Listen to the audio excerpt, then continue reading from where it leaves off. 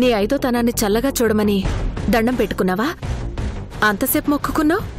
నా మెడలో ఉన్నది 3 పసుపు తాడు. తాళి అని విలువరిస్తే కదా నా ఐదోతనం గురించి దండం పెట్టుకోవడానికి. మనసులో మాట చెప్పేటప్పుడు ముందేదైనా మంచి బహుమతిచ్చి చెప్పాలి. నీ మనసులో తన మీద ఎంత ప్రేముంది అనేది నువ్విచ్చే బహుమతే చెప్తుంది.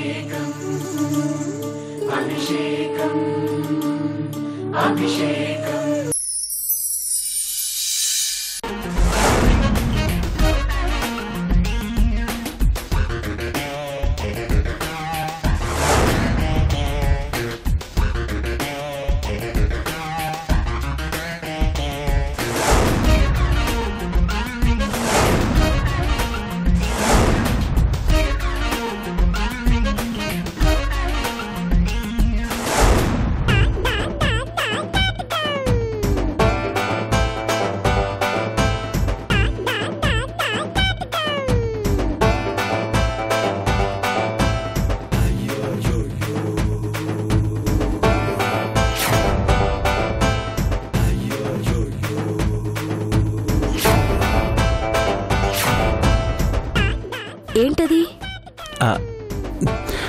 నీకోసమే తీసుకొచ్చాను.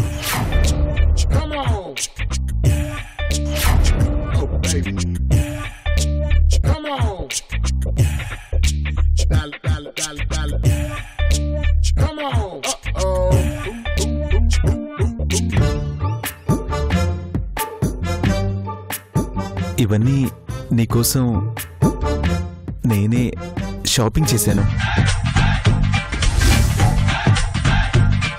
అవునా? అవును. అవి నీకు నచ్చాయా?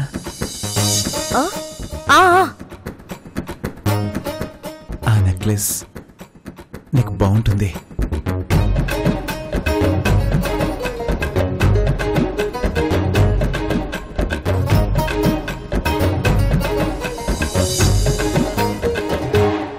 సరే,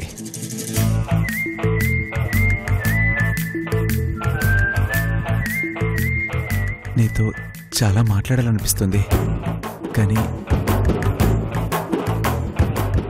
ఎలా మాట్లాడాలో అర్థం కావడం లేదు. ఏం మాట్లాడాలి? ఏం మాట్లాడాలి అంటే ఇలా మాట్లాడటం నాకు కూడా కొత్తగా ఉంది.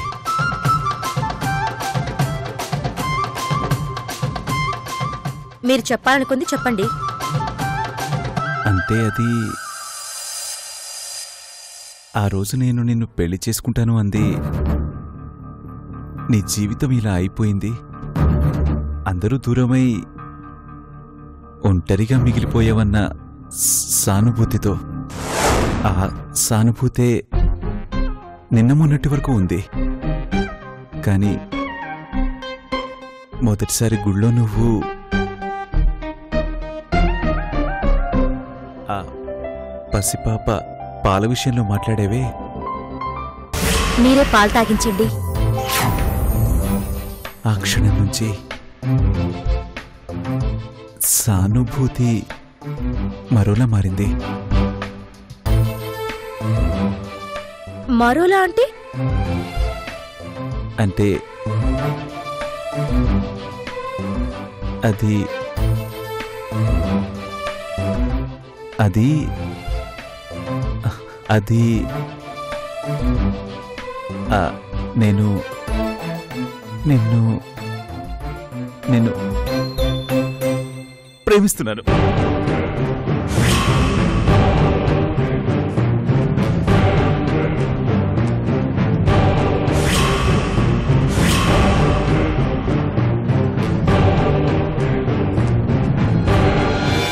భార్యకి భర్తలా చెప్పటం కొత్తగా ఉండొచ్చు, కానీ ఇన్ని రోజులుగా మన మధ్య ఏముందో మనకు తెలుసు.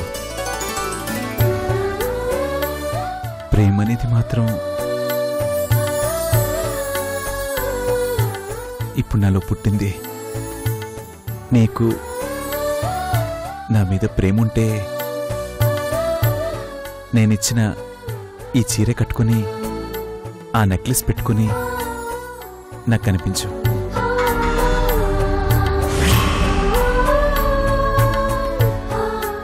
అలా నువ్వు కనిపించినప్పుడే నన్ను భర్తగా నువ్వు ప్రేమిస్తున్నావని అర్థం.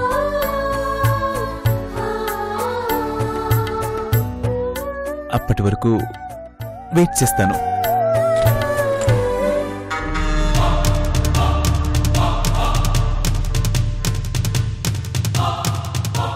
నన్ను ప్రేమిస్తున్నావా?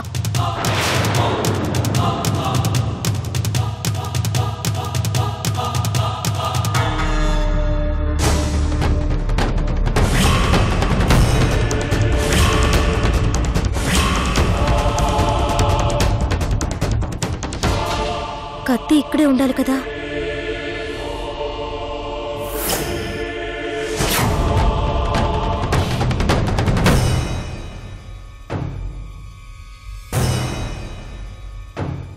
ఏంటి వెతుకుతున్నావు?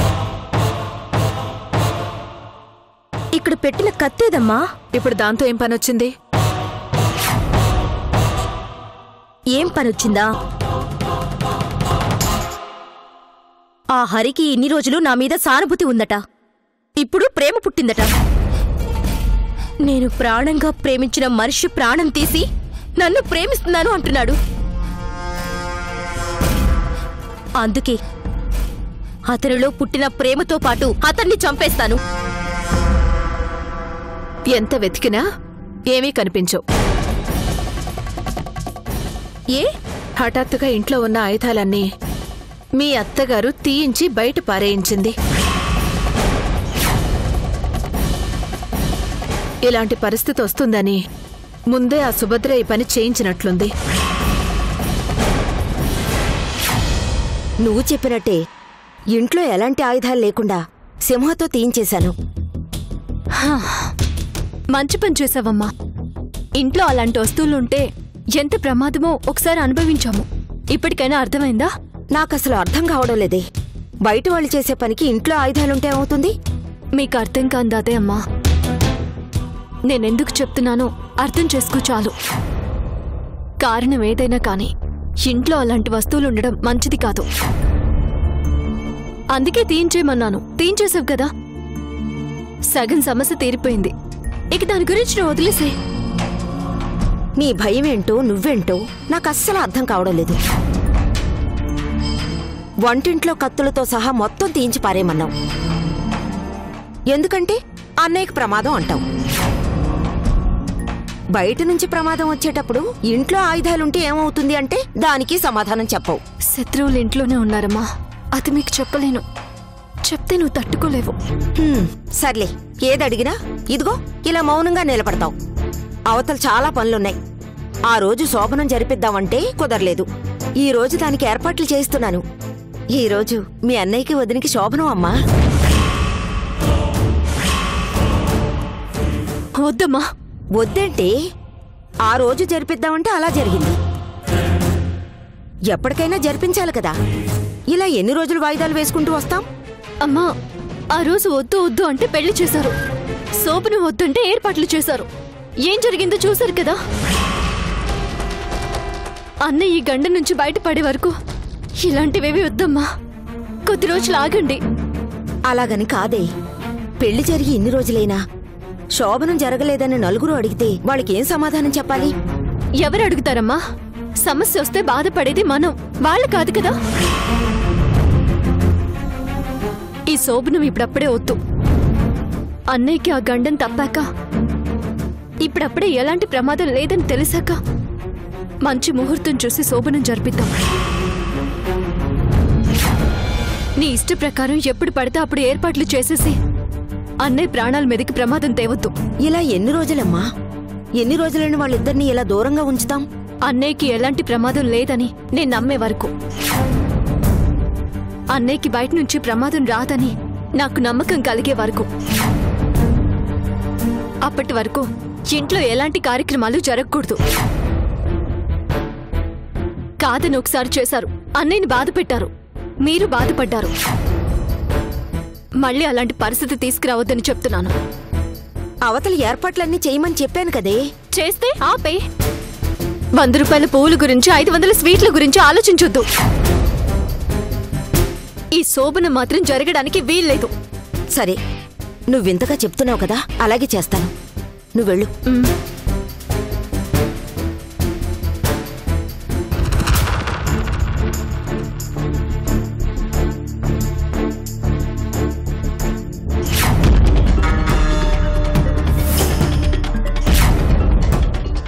ఏంటి, మా అత్తయ్య గారికి జాగ్రత్తలు చెప్తున్నావా? ఎవరితో ఏం మాట్లాడుతున్నాను అనేది గమనిస్తూనే ఉన్నావా? నా జాగ్రత్తలో నేనుండాలి కదా. నేను అదే చేస్తున్నాను. నా నుంచి నీ అన్నని కాపాడుకోవడం కష్టం సుభద్ర. అది ఎంత కష్టమైనా నేను కాపాడుకుంటాను. నువ్వేమో కాపాడుకోవాలి అని ట్రై చేస్తున్నావు.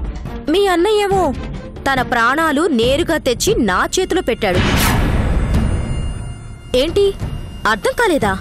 ఇంతకు ముందే మీ అన్నయ్య నా దగ్గరకొచ్చి చెప్పాడు నన్ను ప్రేమిస్తున్నాడట. నీ బాధ్యత తీసుకుంటే చాలు అని నిన్ను పెళ్లి చేసుకున్నాను. నీ మంచితనం చూశాక ఇప్పుడు నిన్ను ఇష్టపడుతున్నాను, ఆరాధిస్తున్నాను అన్నాడు. చావుని ప్రేమించడమేంటి సుభద్ర? పాపం మీ అన్నయ్యకి తెలియదు కదా తను తాళి కట్టింది తన చావుకి అని. చూసావా మా అన్నయ్య ఎంత అమాయకంగా నిన్ను నమ్ముతున్నాడో? ఆయన ప్రాణాలు తీయాలని నీకెలా అనిపిస్తోంది? నేను వచ్చింది నీ అన్న ముందు తల వంచి తాళి కట్టించుకున్నదే అందుకు. ఎందుకింత రాక్షసంగా ఆలోచిస్తున్నావు? మా అన్నయ్య నిన్ను ప్రేమిస్తున్నాడంటే అది నీ అదృష్టం. ఆ అదృష్టాన్ని ఎందుకు కాలేదనుకుంటున్నావు? అన్నయ్య మంచితనాన్ని అర్థం చేసుకో. నువ్వు సంతోషంగా ఉంటావు, మేము సంతోషంగా ఉంటాం. ప్రాణంగా ప్రేమించిన మనిషిని బూడిద చేసి ఈరోజు మీ అన్నయ్య ప్రేమిస్తున్నాను అనగానే కరిగిపోవాలా? నా వాళ్లతో పాటే నేను చనిపోవాలి. కాని ఇంకా బ్రతికున్నది నీ అన్న ప్రేమ కోసం కాదు, ప్రాణాలు తీయడం కోసం. అయ్యో, నీకెలా చెప్తే అర్థమవుతుంది? మీ వాళ్ల చావుకి మా అన్నయ్య కారణం కాదు. నీ అన్న కారణం కాదు అన్నది నీ నమ్మకం. నీ అన్నే కారణం అనడానికి నేనే సాక్ష్యం. ఈ చేతులతో నీ అన్న పంపిన తులసి కోట తీసుకున్నాను. ఆ బాంబు పేలి నా వాళ్లు చనిపోవడం ఈ కళ్లతో చూశాను. ఇంకా నన్ను నమ్మించాలని ప్రయత్నించొద్దు, ప్రయోజనం ఉండదు. ప్రేమిస్తున్నాను అంటూ నీ అన్న నా దారికి అడ్డం లేకుండా చేశాడు. ఆ ప్రేమని అడ్డం పెట్టుకునే నీ అన్నని చంపుతాను. నువ్వెన్ని జాగ్రత్తలు తీసుకున్నా ఆపలేవు సుభద్ర.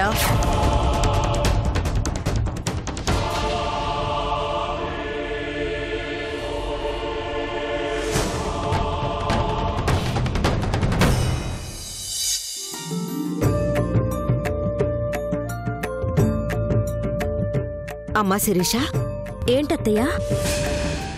అంటే అది నిజానికి ఈరోజు మీ ఇద్దరికి శోభనం అనుకున్నాం, ఏర్పాట్లవి చేశాం. కానీ శోభనం అనేది ఇప్పుడు వద్దులేమ్మా. అదేంటత్తయ్యా, మీరేగా రెడీ అయి రమ్మన్నారు? అన్నాననుకో అమ్మా, కానీ ఆ రోజు పంతులు గారు నా కొడుకు ప్రాణానికి ప్రమాదం అని చెప్పినా ఆయన మాట వినకుండా ఆయన్నే తప్పుపెట్టి పెళ్లి చేశాం. సరే, అంతా బాగానే ఉంది కదా అని శుభమా అని శోభన ముహూర్తం పెట్టిస్తే ఆ రోజు రాత్రి జరిగిన సంఘటన వల్ల నా కొడుకు చచ్చి బతికాడు. అందుకే పూజారి గారిని మంచి ముహూర్తం అడిగి తెలుసుకుని అప్పుడు మీకు శోభనం ఏర్పాటు చేస్తాను.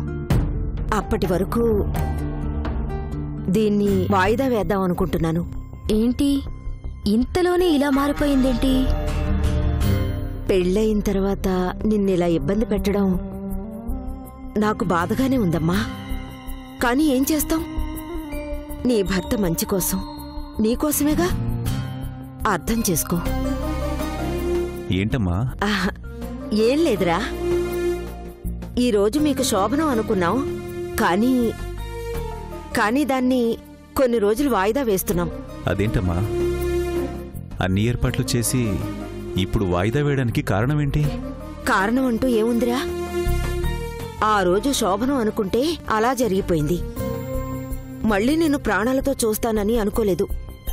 అందుకే ఆ రోజు ఎలాగూ జరగలేదు, ఈ రోజు జరిపించేద్దాం అనుకున్నాను. కాని మళ్ళీ నా మనసుకే అనిపించింది పూజారి గారిని అడిగి మంచి ముహూర్తం పెట్టించి అప్పుడు జరిపిద్దామని. అప్పటి వరకు మీరిద్దరూ వేరువేరుగానే ఉండండి. సరే అమ్మా, నీ మనసులో ఆ భయం ఉన్నప్పుడు మేం మాత్రం కాదని ఎందుకంటాం? కాకపోతే శిరీషను అలా ఉండమనడం మంచిది కాదు కదా. మంచి ముహూర్తం పెట్టినప్పుడే నువ్వు అనుకున్నట్టు చేద్దాం. అప్పటి వరకు ఇద్దరం కలిసి ఉంటే తప్పేముంది? అలా ఉంటే తనకి కొంత ఓదార్పుగాను ధైర్యంగానూ ఉంటుంది. మీరిద్దరూ కలిసి ఉండొద్దని నేనెందుకంటాన్రా? కాకపోతే జరిగిన వాటిని దృష్టిలో పెట్టుకుని ఆ భయంతో అలా అంటున్నానంతే. అలాగేమ్మా, నీ మాట నేను ఎప్పుడైనా కాదన్నానా? నీ ఇష్టం.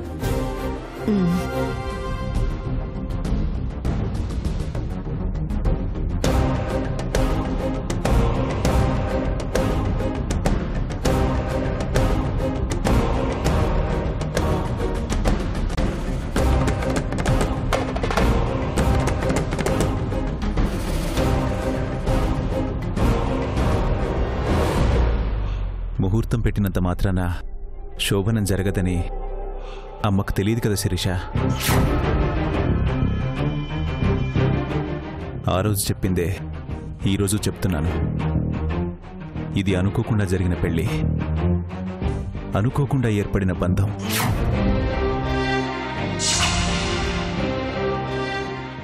అది ఇష్టంగా మారినప్పుడే మన పెళ్లికి ఒక అర్థం ఉంటుంది. అందువల్ల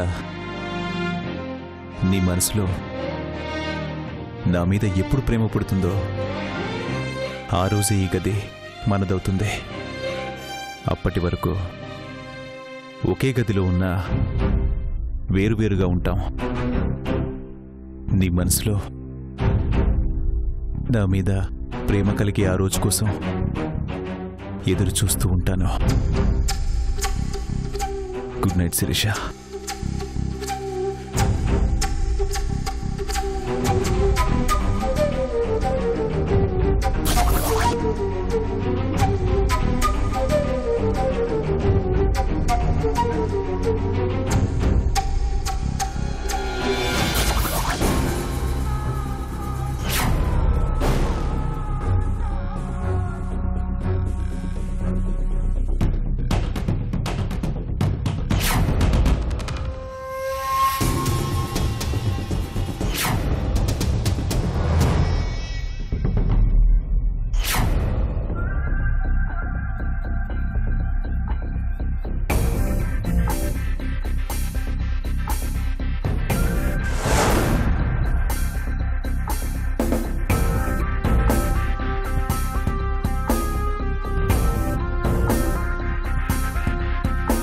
ఏంటి?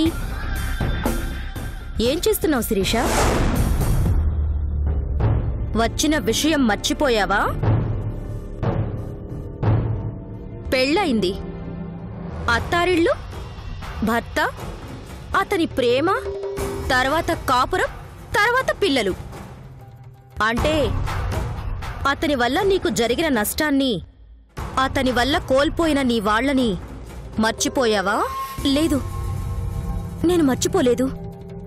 నేనెలా మర్చిపోతాను? మర్చిపోలేదు కాబట్టే ఇతన్ని చంపడం కోసమే ఈ పెళ్లి కూడా చేసుకున్నాను. చంపాలి అనుకున్నప్పుడు ఇంకా ఆలోచిస్తున్నావెందుకు? చంపి అవకాశం రావాలి కదా.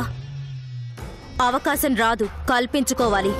కళ్ల ముందు శత్రువు కనిపిస్తున్నా ఏమీ చేయలేని చేతగాని దానిలాగా ఎన్ని రోజులు తిరుగుతావు?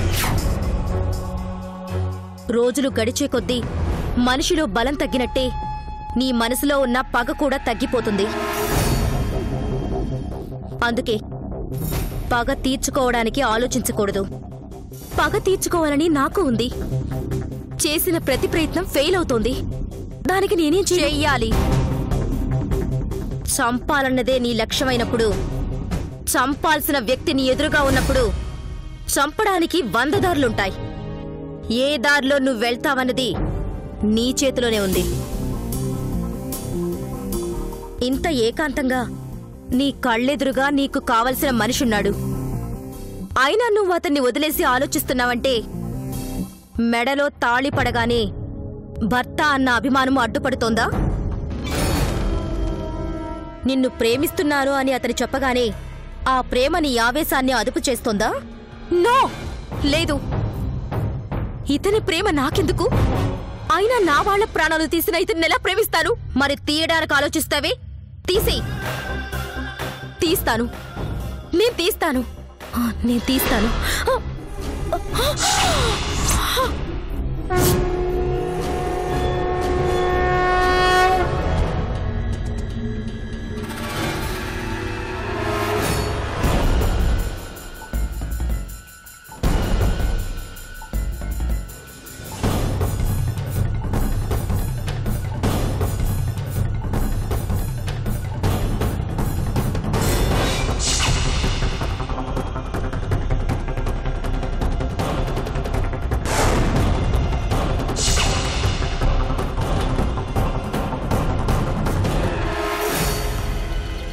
నిన్ను చంపడానికి నువ్విచ్చిన లైసెన్స్ ఇది. ఇప్పుడు నిన్ను చంపడానికి కూడా ఆయుధం ఇదే.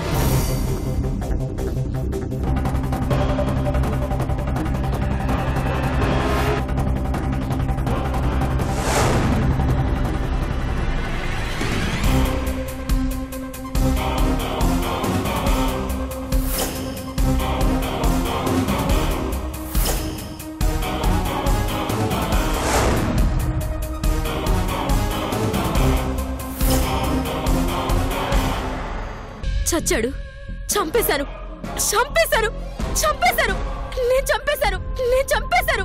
చచ్చాడు, చచ్చాడు, నేను చంపేశాను.